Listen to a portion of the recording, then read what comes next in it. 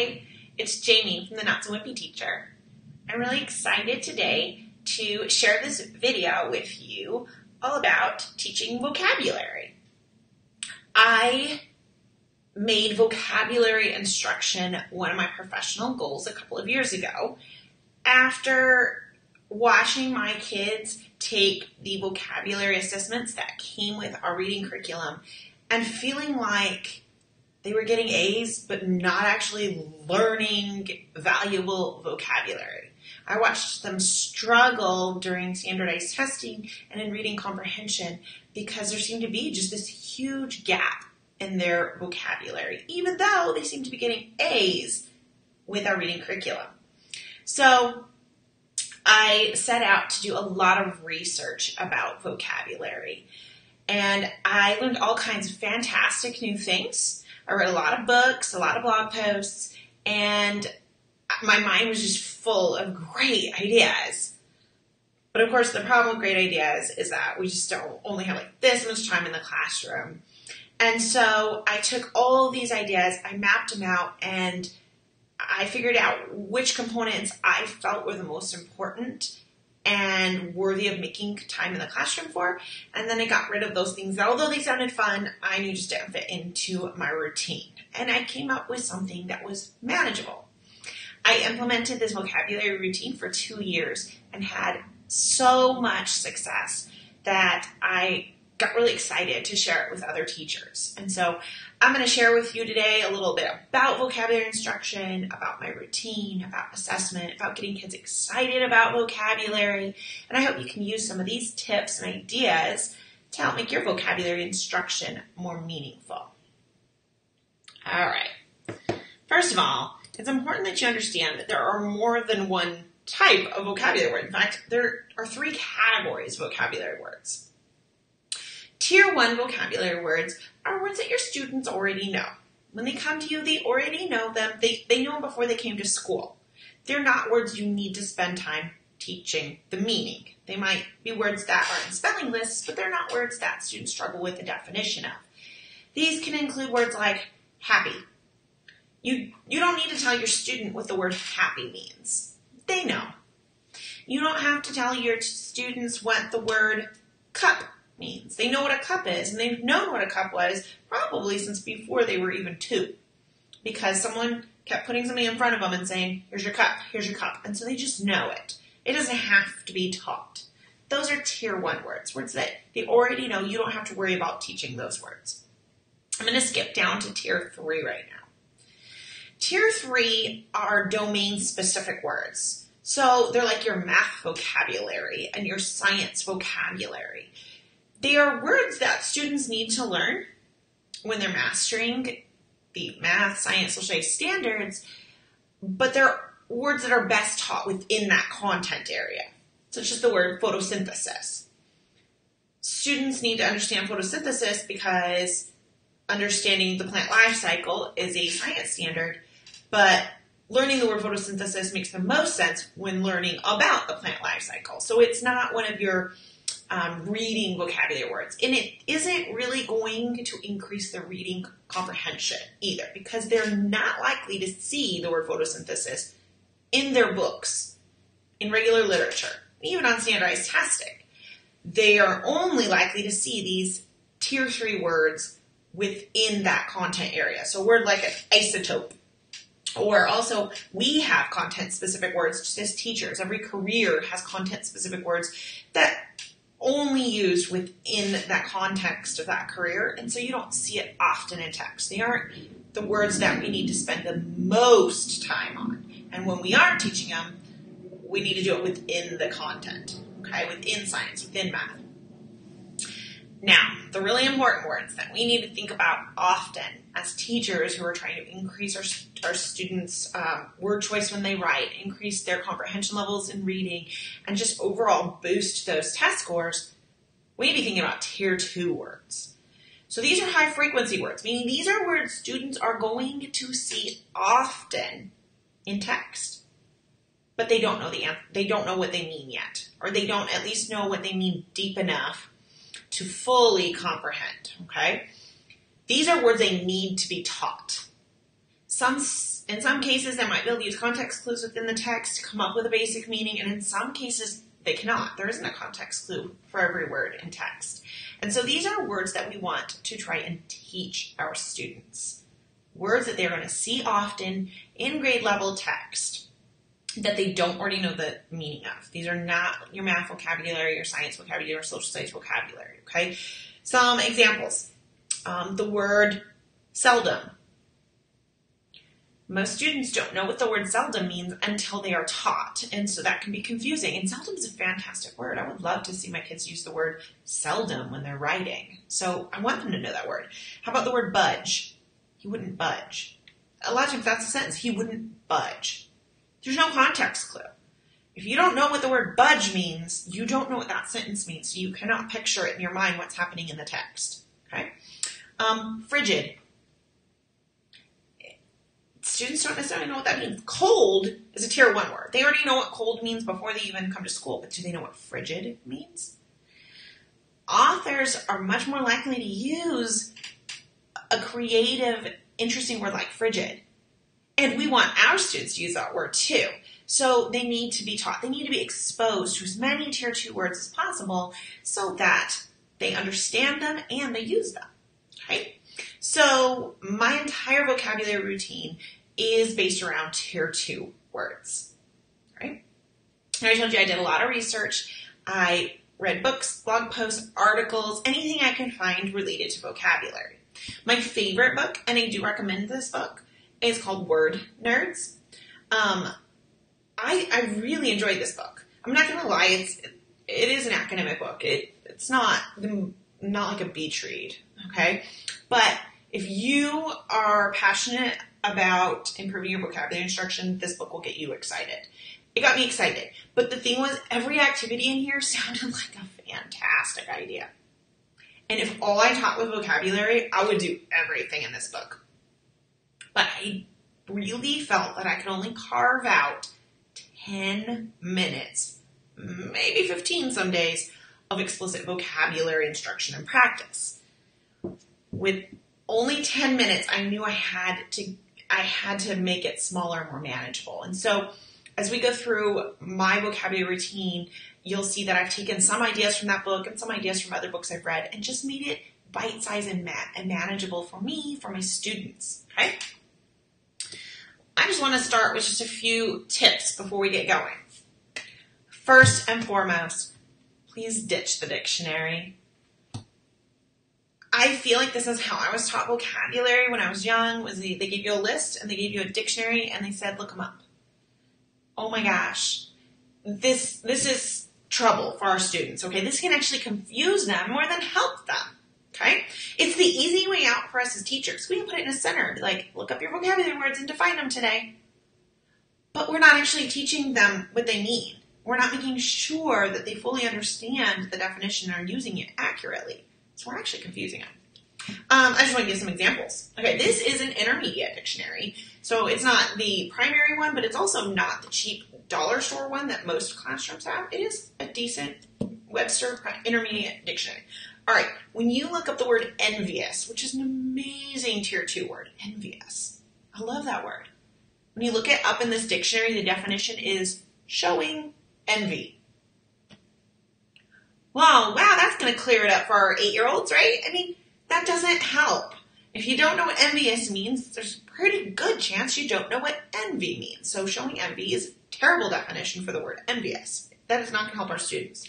The other thing that they will do is they'll find that most words have a lot of definitions. So when you say, just look up your words, they are going to choose maybe the first definition, which may or may not be the one you were looking for, or they're going to choose the shortest one, which may or may not be the definition you were looking for.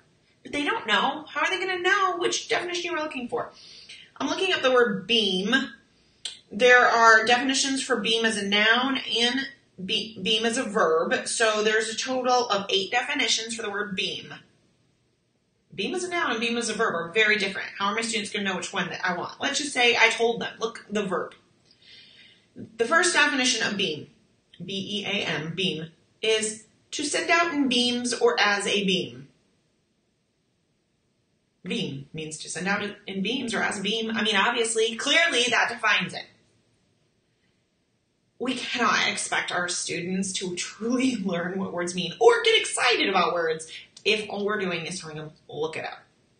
So, put these dictionaries away. All right? This is my first step. Okay.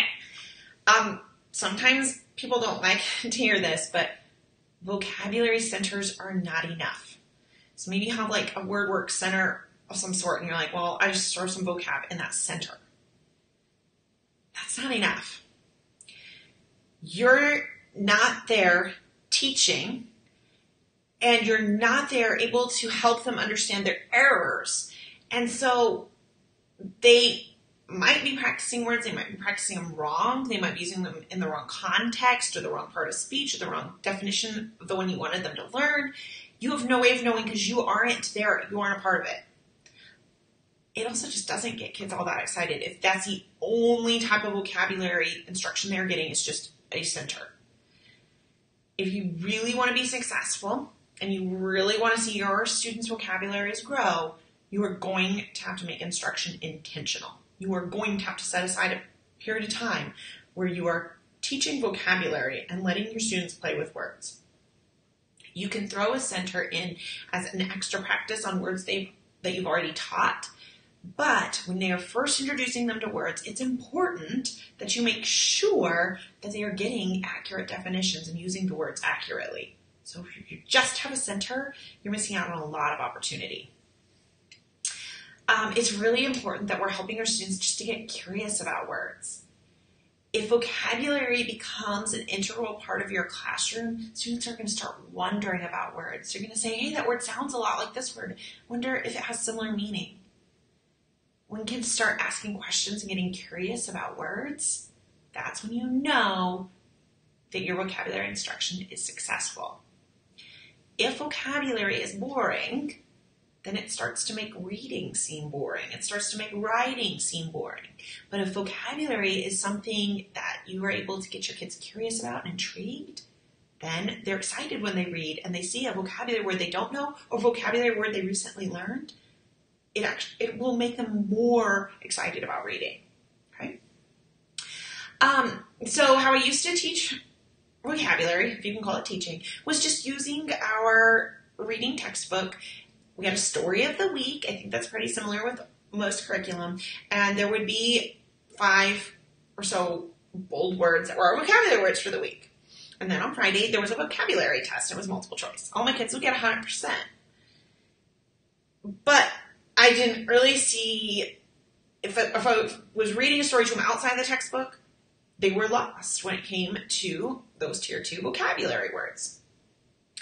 Doing some research, I found a couple of things. First of all, the words I was using were not high frequency words. They were words my students didn't know, but they weren't words they were going to see often in other text. They were words very specific to that story. An example, one of our stories was a Western themed story, and one of the vocabulary words was chaps, referring to what the cowboy was wearing when he was riding the horse. And it was interesting in that story, and in fact there was even a diagram and it showed the chaps and an arrow, and that was fine. My kids realized that chaps were something the cowboy was wearing, and that was fine. No other story we ever read that year used the word chaps, though. It wasn't anywhere that they ever saw it again. So for one thing, they kind of forgot about it. But secondly, I was spending this time teaching them a word that they didn't necessarily need to know. It wasn't a high frequency word. So that was one lesson I learned, was that the words in my reading vocabulary are not necessarily the best words. Okay? Some are. Every now and again, maybe half my words were great tier 2 words and half my words were very specific to that story, or just, an odd word that kids aren't going to see very often. But I also found that, and I was doing some research, that the 5-day system I was using with my reading curriculum might actually be holding my kids back. I was giving the test on Friday. They read the story Monday. They hadn't been asked to remember the words for very long. So it wasn't too surprising that they could get 100% on Friday. Would they know that same word a couple of weeks later? They only have 5 words. Would they be able to do as well if they had more words to manage? I didn't know. Research that I found said that kids need to be exposed to a word between 6 and 12 times to really master it. And a lot of research is saying closer to that 12 times. So doing something with that word repeatedly. So only giving them 5 days to learn words, and then they're gone. We didn't really, maybe you had a word wall, but kids never would look at those. So 5 days, and then we're like, oh, you got 100, moving to the next story. Were my kids actually learning these words or just learning them for the test? We need to be exposing our kids to those tier 2 words over and over again so that they're not just learning them for a test. They're not just learning them for this school year. They're learning them for life. Okay, so I had to find a way to put those words into my instruction, into our day more often. Okay. I am going to get right into showing you my vocabulary routine. And like I said, I kind of took a lot of stuff I liked and then made it manageable because I have 10, maybe 15 minutes to work on this. I feel like at the beginning of the year, it takes about 15 minutes a day. And after I got used to the routine and my students got used to the routine, that I really devoted 10 minutes a day to vocabulary instruction. All right, so each of my students has a vocabulary journal. It is just bound with combs that my school had a binding machine. On Monday, my students were given 5 tier 2 words. There's a couple of different ways that I might give them these words. I didn't just hand them a paper with the word and then the definition, and I certainly didn't go ask them to look it up in the dictionary. One way, and I would just mix these up just to keep it interesting. Maybe one week I would give their words this way. I would write a sentence using the word in context and ask them to use the context clues in the sentence to see if they could come up with a definition. I have them turning and talking to each other, saying, oh, I see this clue. Maybe this is what it means. Okay. Then we would all come back together. We do this pretty quickly. All come back together, and I would give them that great child-friendly definition I was looking for. And then these kids were like, yes, that's what I thought it meant. Or, oh, I didn't see that. Okay. It's really good practice at those context clues, which is a reading standard that I have to teach anyway. And no matter how hard we teach vocabulary, they're going to come across words they don't know often. So practicing the use of context clues is important. So I might introduce words that way. Another way I could introduce words, though, is do the opposite. Give them the word and the definition. Have them turn and talk with their partner. How could that be used in a sentence? This is actually trickier because using a word correctly in a sentence is not easy. My students found that knowing the part of speech helped them to use it in the sentence. They'd have to look at the definition and say, well, it sounds like it's a verb, it's an action. And that way they knew how to use it a little better. But these were just discoveries that they were making throughout the year as they got better and better at it. So a couple of different ways that I might introduce the word. Always come back together and make sure they have a correct definition and a correct sentence. Sometimes we'd use a sentence that one of my kids came up with. I'd be listening as they were talking, like, oh, that's a good sentence. Sometimes we'd use that sentence that week. Other times I have a pre-prepared sentence, and if I didn't totally think that I'd heard something better, we could just use mine. But I did have my students they would write down their word right here in the middle. They would write down the child-friendly definition that we had agreed upon, and we would write down a sentence. I would ask my students to all write the same sentence. I would write it on the board just to make sure that the word was used correctly, spelled correctly, so they have a really good model. Like I said, sometimes this was a sentence I heard my students coming up with. Other times I just used my pre-planned sentence if I felt like it had more of a context clue in it, so that later when they were looking at it, it was clear to them. It's important that kids, though, have a definition and a sentence to make it a little easier for them to understand the meaning. This is where a lot of teachers stop. Okay, they've got their definition, they've got their vocabulary words, test is Friday. I want my kids to be exposed to these words at least 6 times, if not 12. They will definitely be exposed to them 12 or more times by the end of the year. Okay? So, Tuesday, we are going to work it together. I love pulling them together and being like, what do you guys think? And getting them involved. Not like, these are your synonyms, these are your antonyms. We work together, coming up with great synonyms and antonyms. We remind each other of the definition. And then we try to come up with examples and non-examples for each word. Because for a lot of our students, that definition actually didn't help them. The definition can still be fuzzy for our students. But sometimes telling them it means the same thing as this. Like, oh, that's a word I'm familiar with. That helps. Now, one thing I do suggest, I like doing this, the way your brain works, they're finding out so much about how color coding can help. So you might want to decide on a certain color for synonyms and a certain color for antonyms and just keep it the same all year. In this example, I used a blue for synonyms and red for antonyms. Red made me think not, like a stop, not the same. So I used red as the antonym. Now, the thing is, when they go to take a test, and sometimes their brain now can picture that color. They can picture which color it was in. When they see the word in their head, they see blue, and they're like, oh, that must have been a synonym. That's what it means. It's just, and honestly, it's also just really fun to get out some different color pens. And remember, we're making this fun while still being super manageable. So for each word, they're going to do the synonyms and antonyms on Tuesday. Monday, we did all 5 words, definitions and sentences. Tuesday, we take all 5 words and add synonyms and antonyms. Know that not every word has a perfect antonym, especially. Sometimes not even a perfect synonym. We find that nouns sometimes don't have perfect synonyms or antonyms. But it's a great discussion with the class to say that there really isn't something that is the opposite of this word, and that's okay.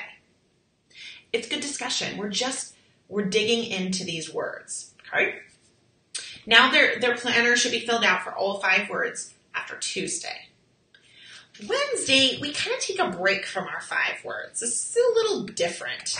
I know that part of my standards is teaching affixes, those prefixes, suffixes, and roots.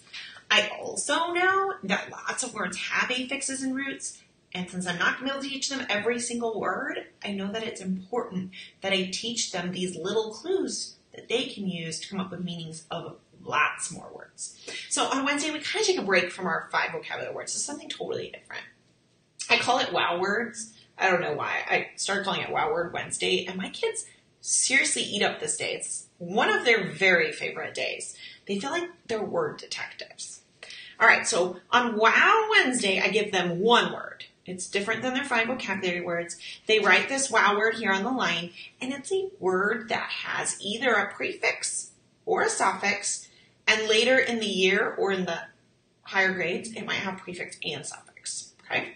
So then we take that word and we break it down. We find the root or base word, and I always say root or base word, so that my students, no matter how it's worded later on a test or in a different curriculum, will understand that root and base are synonyms. And they write the root word here. We talk about the meaning of that root word, and then we come up with other words with the same root. They're able to easily see, they're like, wow, now that I know what the root means, I can see it in all these other words. That makes sense. We do the same with the prefix or suffix or both.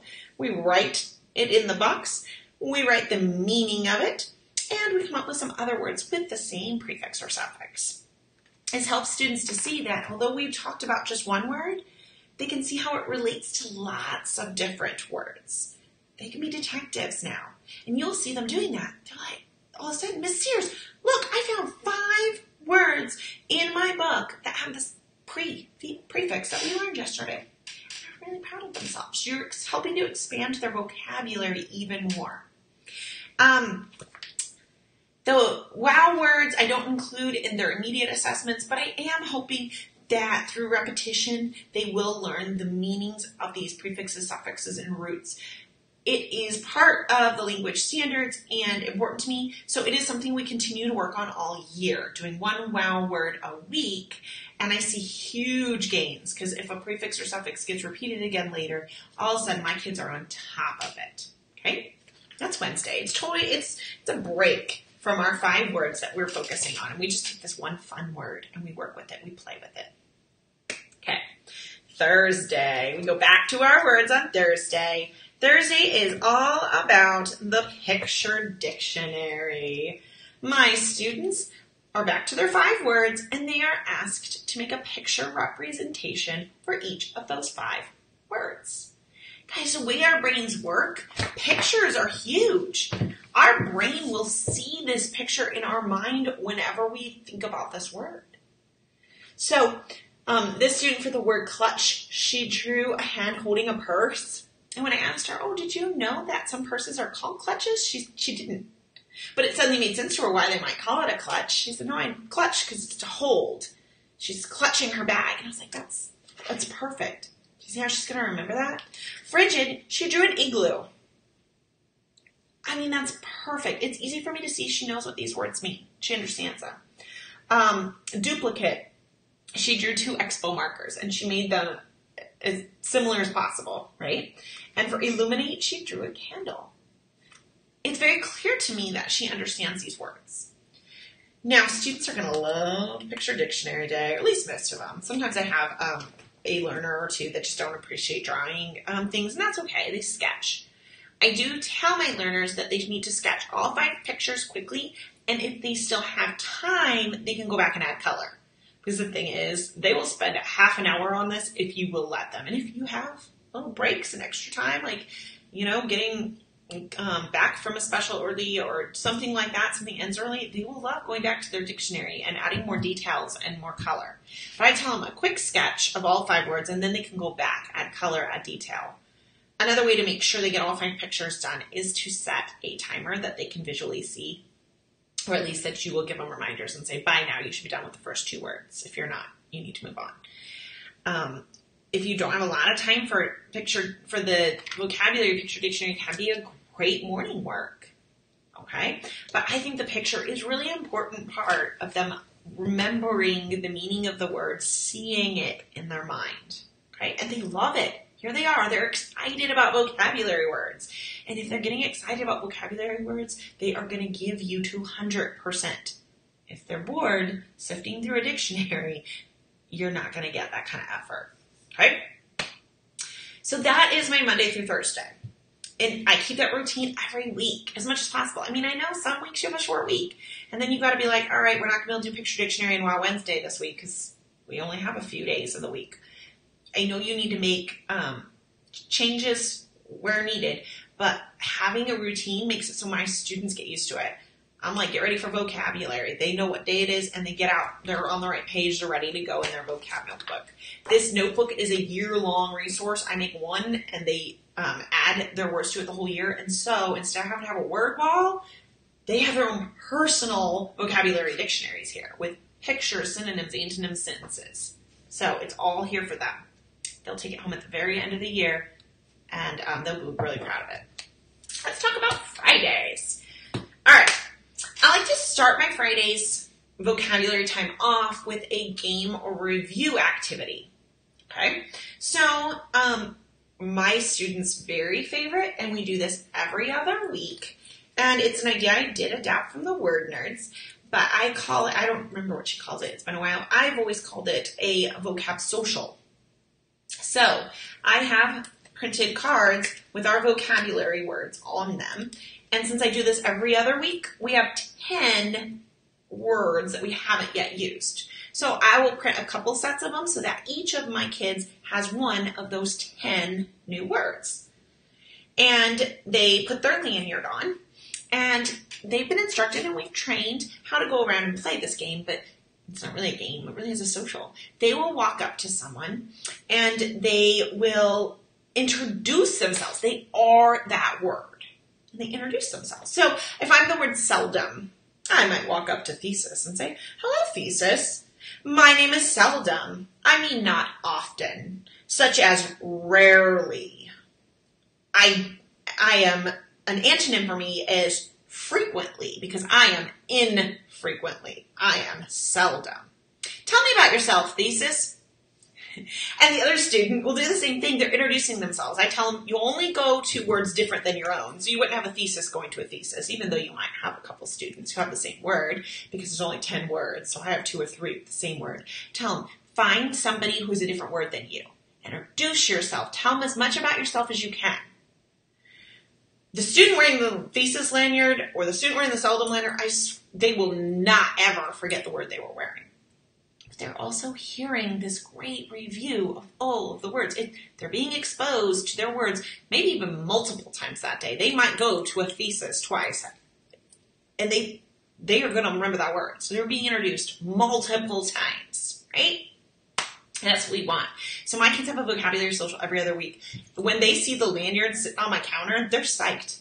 And what's funny about that is the same day as my vocabulary social is my assessment, and they don't even care. Assessment is easy peasy and manageable because they've been reviewing. They know these words, and they're excited to show me that they know these words. It's not a big deal. So every other week, I do a vocabulary social and an assessment. So let me tell you about my assessment. I created assessments for all of my words. It's every other week, so we're testing on 10 words. Instead of just 5, I'm asking them to remember 10 words. And this is a better indication of whether or not they're learning the words. So the top are multiple choice, asking questions like, which is the best synonym, which is the best definition, what's the best antonym, what's the best... and then down here, word bank, I have some sentences and a word bank, and they have to figure out which word fits best in the sentences. It is not a super challenging assessment, but it's just enough. This is not really the end. Like when I was using my reading curriculum, the assessment was the end. This isn't the end. This is like my first look at how they do now that they've been taught these words. Now remember, I want to give them like 12 at least opportunities. And some of these words were just taught this week. They haven't had 12 opportunities yet. This is not the end. We will continue to use these words in games and activities throughout the entire school year. Right? It doesn't just go away. We're adding to our list, not just learning a list and forgetting about it, okay? At the end of a quarter, I do give another assessment that's a little trickier. This is more of a summative assessment. How much are you remembering of these words? And it isn't multiple choice. So it's saying, write a definition for this word. Write a definition, synonym for this word. So it is a little bit more advanced. They are really going to have to know their stuff to do this assessment. That's why I only do it at the end of the quarter. I want to see, like, how are you doing remembering all those words? If we have 5 a week, maybe 8 weeks, we have like 40 words. How are we doing with them? It's a great thing for me to know. So I can go back and add in the words we are struggling with into games and centers and activities. After my students take their every other week assessment here, this multiple choice one, they circle any that they missed. So if the answer was supposed to be calculate and they got it wrong, they'll circle it. It's like a data tracking form. You can keep them in a teacher binder yourself. You can have your students keep them, whichever you think will work best in your classroom. But it's a really good indicator. If I'm looking at these data forms, I'm like, wow, half my class missed that word. Might need to review that one. Or you have a student who's missing a lot of words, and you can easily see where you need to step in, okay? It's a good way to help prepare them for that end of the quarter assessment when you already know which ones they've missed. Now, I only give an assessment every other week. So on those Fridays that we don't have an assessment, we still play games and activities for review. You could still do a social if you wanted to. You could use words from previous weeks. You don't have to just use that week's words. I do have some games that my students like to play. I like to keep this fun, okay? One really fun game, especially for reviewing lots of weeks of words, is vocabulary bingo. I give them a blank vocabulary bingo board, and I do have these as a freebie, and I will post a link to that freebie in the description. But they need to go through and fill each square with a different vocabulary word. So this is best once you've done quite a few weeks of vocabulary, because you need to have enough for them to fill in the boxes with a different word. So towards the end of your quarter, or at least well, at least you're going to have to be 5 weeks in to fill out this board. And you ask them to mix them up, put them in different order. Then you are going to have definitions, and you're going to read off a definition. If the student has the word for that definition on their board, then they can cross it off or put some type of a place counter there. And the first person to get the 5 in the row gets the bingo. Now, make sure when you're reading the definition, you give them a chance to think about it and come up with the word, but do make sure that you talked about what is the correct word for that definition, okay? Another fun, that's a whole group type game. I do have some games that are best for small groups, so you can have your kids get with 2 or 3 partners. I have words on cards. These can be words from this week's vocabulary, last week's vocabulary. It could be the whole quarter's vocabulary mixed together. That way they're continuing to get more opportunities with those words. Give them like a simple kid game that they already know the directions to, like Candyland, Shoots and Ladders, Connect 4. If you're feeling a little adventuresome, Jenga. I love it. Just need earplugs. But give them a game and a stack of vocabulary cards. Tell them what you want them to focus on today. Maybe today when they play it, it's definitions. Maybe next time it'll be synonyms. But they flip the card over. It's escalate. If you're playing definitions, if the person who flipped it gets the definition correct, her partners are checking. They have their vocabulary journals. If she's correct, then she gets to take her normal turn at the game. So if it's Candyland, that means she gets to pick a Candyland card that tells her which space that she would go to. So she's still playing Candyland the way it was meant to be played, but she only gets her turn if she's correct on the vocabulary word. And if she's not correct, then the next person in line would take a card and work on it. And then they would get to take the typical game turn. The kids love this. You think they're too old for Candyland. They're not.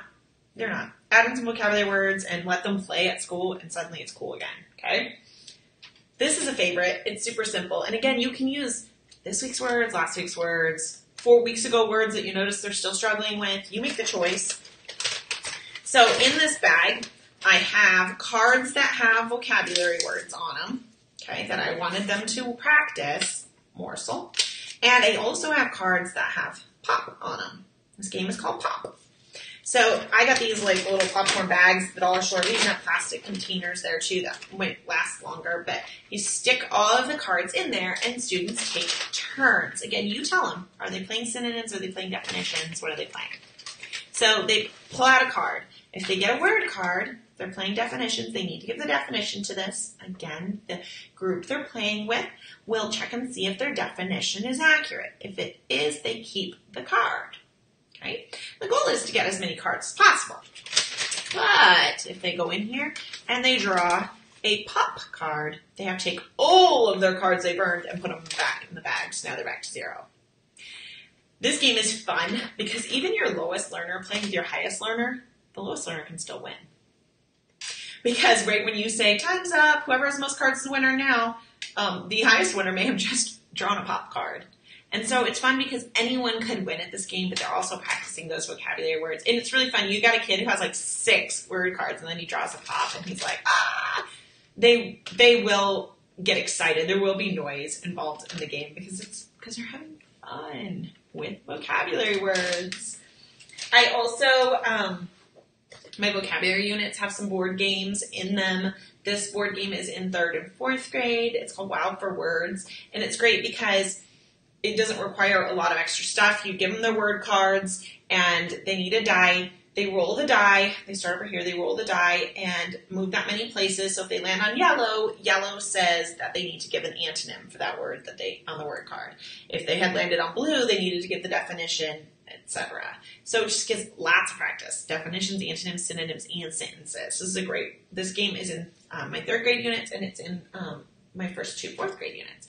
This one is in my last 2 4th grade units as well as my 5th grade unit. It is a vocabulary bump game.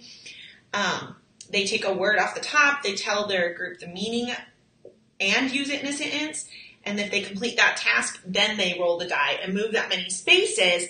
But you can bump a player back 1 space instead of taking your space.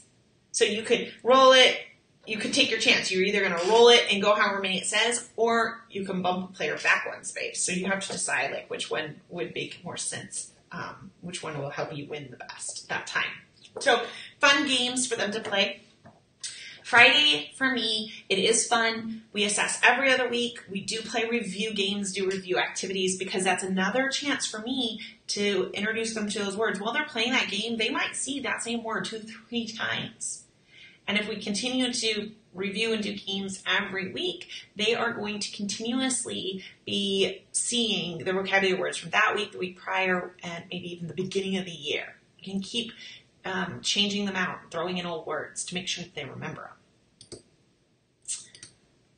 All right, just some more ideas, guys.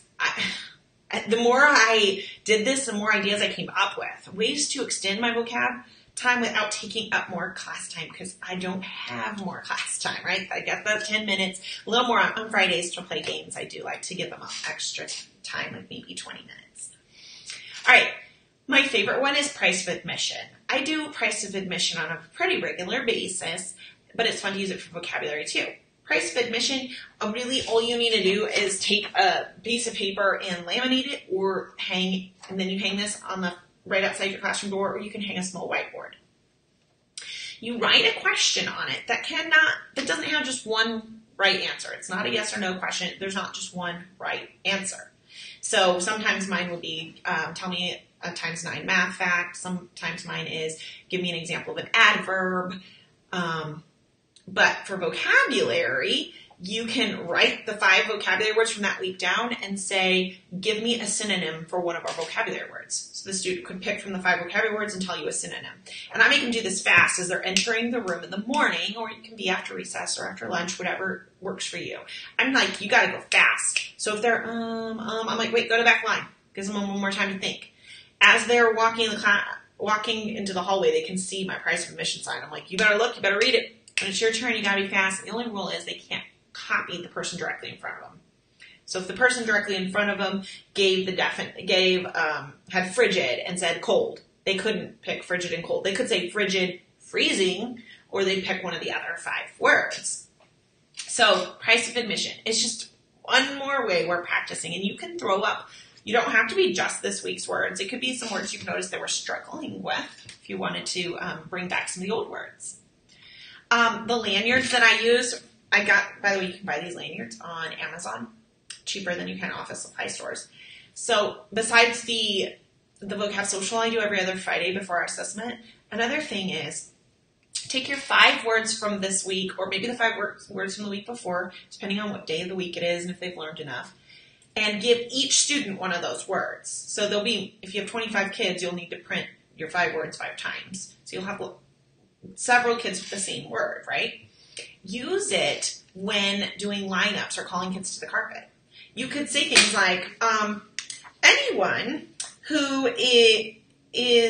synonym is unused, line up for lunch. And so everyone with the word obsolete will get up and line up for lunch. And then you can say, well, anyone whose an antonym for their word is stay, go ahead and line up. And everyone with the word budge could get up and go. It's just one more way that you're putting those words into their just everyday routines, and it's not taking up a lot of extra time on your part because you already line them up for lunch. You already call them to the carpet. And it's just an interesting way to do it. I wouldn't do it every day, but could you mix it in once a week, once every other week? Your kids will love it. The daily callback. I wouldn't do this every day either, but you probably have some kind of callback. I did whole brain teaching, so I did class yes. I know there's a lot of cutesy ones, but maybe every now and again, your callback can be your vocabulary word. So maybe your vocabulary word is illuminate. And so you teach the kids that when you say illuminate, they call back lighten. So anytime you need their attention, maybe you say illuminate, and they say lighten. All day, one word. I guarantee you they won't forget illuminate synonym, right? And, it's great for that word that they missed last week's test. We don't want to stop putting that word in front of them. So do this once a week, once every other week. Your kids will think it's hilarious, okay? In your classroom, do you have a place where students can collect where you can like display a collection of places that they have found their vocabulary words in text. Because I guarantee you they are going to find these tier 2 words in their books if you are using grade level tier 2 words. So do you have a bulletin board, and maybe you can put some 3x5 cards next to it, and when a kid sees a word, they can write in there the word, the book, and what page number it was on, and take a push pin and stick it on the board. Wouldn't that be fun? I mean, at the beginning of the year, it's going to be blank, and by the end of the year, there's going to be like cards everywhere, and that's motivating. Kids can't wait to find their word in a book. If you don't have a wall space, maybe you have like one of those plastic 3x5 boxes or coupon boxes type things that, again, they have 3x5 cards there and they can write the word and stick it in there just so that there's a place of collection so they can see that these words are not just words for a test. They're words that they are seeing often. And then I did put centers down here. I told you centers shouldn't probably be the only way you're teaching kids vocabulary, but it doesn't mean it can't be a part. If you do have a center for working with words or whatever you call it, you can throw vocabulary in there. You can throw these like vocabulary games in here, these types of things into centers. My only suggestion on that is to use words that they have had previously instead of this week's words that are still really fresh to them and they might not be using 100% accurate yet. Throw in words from 2 weeks ago, 3 weeks ago, 4 weeks ago. I even have like these task cards that are like activities that fast finishers can do or could be done in a center. Things like write a song to a popular tune, such as Happy Birthday or Twinkle Twinkle Little Star, using your vocabulary words. Choose one vocabulary word, create a poster all about that word, include definitions, synonyms, sentences, pictures. Create a PowerPoint to define with a slide that defines each of your 5 words. So these are fun too. Other ideas. Again, I would not suggest centers being the sole source of vocabulary instruction, but they certainly can be a way that you are practicing vocabulary with students. All right. I have created vocabulary units for grades 3, 4, and 5. And I did this because I got overwhelmed by all these fantastic ideas. I was like, this is going to take me forever to prep and plan. And it did. So I didn't want it to take forever for you. So I did all the work up front so that you don't have to. So these units are year long, meaning they have, the bundles have 4 quarters worth of vocabulary in them so that you can keep a consistent routine and look to your vocabulary instruction all year, which is important to me. All right, it includes all of the vocabulary words that you're going to use for the year in these nice teacher planning sheets. Because what was really hard for me when I first started doing this was coming up with that student-friendly definition, the synonyms, the antonyms, the sentence, and that would take me a long time for all 5 words every single week. That got old. So I typed it out for you. I came up with a nice child-friendly definition. I did tons of research to find grade level specific tier 2 words that your students will see often. And then I came up with a definition that would be kid-friendly, not beams of beams kind of definitions. I used it in a sentence with context clues in a sentence that kids would understand, which is hard. I did come up with synonyms and antonyms that I felt they would help them. Okay, so I did this for all of your words for the entire year. Okay, I also made this student journal, the pages for the student journal for you, including the cover, the vocabulary word graphic organizers that you use every week, the wow, there's dividers, the wow words, graphic dividers, and the picture dictionary, and I include directions about how many pages you would need to photocopy if you were doing it for the full year or if you were just doing it for a quarter. That's all in there. There are word cards for all of the different words in the unit. There are cards that you can use them when you play these different games and when you do these socials. They're already made for you, as well as the every other week assessment and the end of quarter assessments are in there along with data tracking for you. So all done for you. All you have to do is print and teach. So I thought this might make it much easier for you to incorporate vocabulary into your routine. Again, I have units for grades 3, 4, and 5, and I will put links to those vocabulary units in the description. I hope that this really helped you to come up with some ideas to improve your vocabulary instruction. Again, in the description, I'm going to post links to my units as well as some free game templates that you can get from my blog. Thanks, guys.